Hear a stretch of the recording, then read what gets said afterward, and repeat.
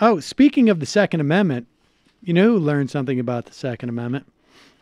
This guy, James Shaw Jr. Apparently, the suspect, Travis Reinking, came in at about, I guess, like 3 in the morning at a Waffle House, with an AR-15 that had been taken away from him, I think, if I'm not mistaken, by Secret Service, and then returned to his dad. And his dad, in the spirit of the Second Amendment, gave it back to him.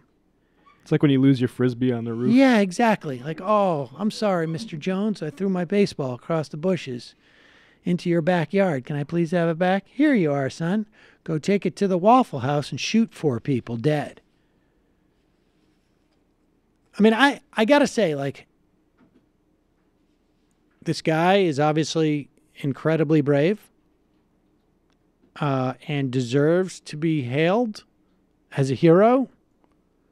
But the real story here, and I think there's a certain like tendency to sort of like focus on the hero here, because you don't want to focus on the part of like, wait, how did this guy get this gun and go in and shoot people dead? But here is James Shaw Jr., 29 years old.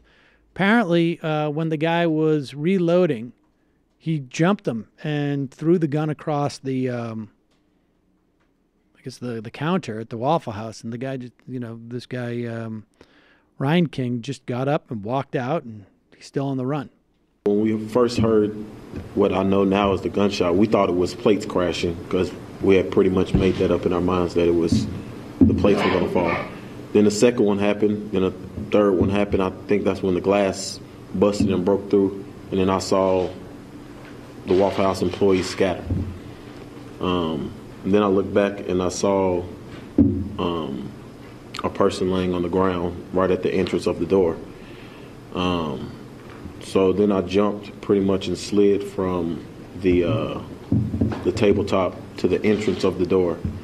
And I think he let off some shots through the glass, and then he proceeded to come in. And then when he proceeded to come in, I actually went behind this like a push door, swivel door, and he shot through that door, I'm pretty sure, and I'm pretty sure he grazed my arm. And it was at that time that I kind of made up my mind, because there's no way to lock that door, that if it was going to come down to it, he was going to have to work to kill me. So at the time that he was either reloading or the gun jammed or whatever happened is when I ran through the swivel door. I hit him with the swivel door, and then the gun was kind of jammed up and it was pushed down, so we were scuffling. And I managed to get him with one hand on the gun, and then I grabbed it from him and I threw it over the countertop.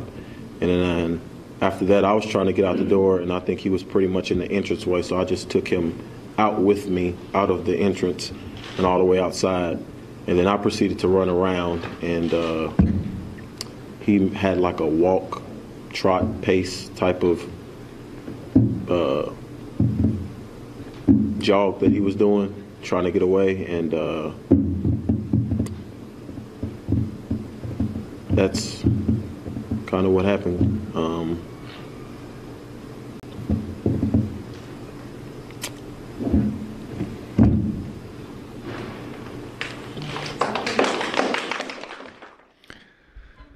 Man, I guess he felt like he was basically trapped. He said, "This is it."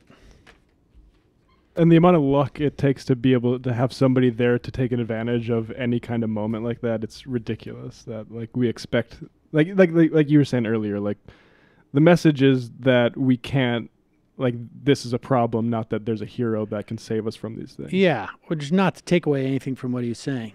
There was an old Lenny Bruce bit, I think it was Lenny Bruce, about Jackie Kennedy, where he read some Time magazine during, after the shooting. that she was trying to like crawl in front of the shooter to protect Kennedy. And he was like, no, she's not. She's trying to get out of the car, which is exactly what she should do. She, you know, like to make it like to tell people that the instinct should be to get in front of a bullet is the wrong thing to tell people. I'm not saying that this is, it just reminds me of this. Like the idea that we should have any type of expectation that someone's going to be able to jump a guy who's come in with an AR-15 and shot 4 people dead is, I think...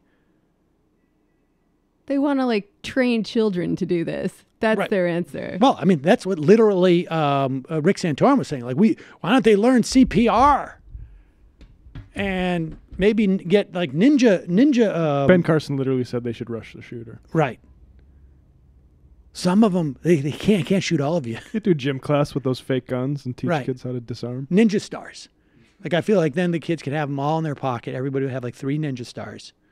And just like there's some coordinated thing where they all throw the ninja stars. Yeah, because you'd only need a few to actually hit it. If you had like 8 kids throwing ninja stars, let's say 4 of them hit their target, and then only 2 of them needs to hit like somewhere like sensitive, In the eye. and then they jump them. I mean, that's the thing. That's the only way I have like some hesitation about focusing too much on this guy. Not because he's not heroic and incredibly brave, far braver I think than I would be, but just to create in anything that creates some type of expectation that this is actually like a reasonable thing to count on, or something you could expect, or even like 1 in 10 times that this should happen, is just I think it's problematic. I think it's notable because he is so singular and heroic, and most people wouldn't do that. Indeed. And I'm also And shouldn't. Yeah. I'm also counting down to when the right wing somehow demonizes this guy for, Right. racial reasons. Right. I'm sure they'll find a way. Oh, they'd be all over it. They'd love this guy if he had a gun, though. Oh, totally. Oh, man. My God.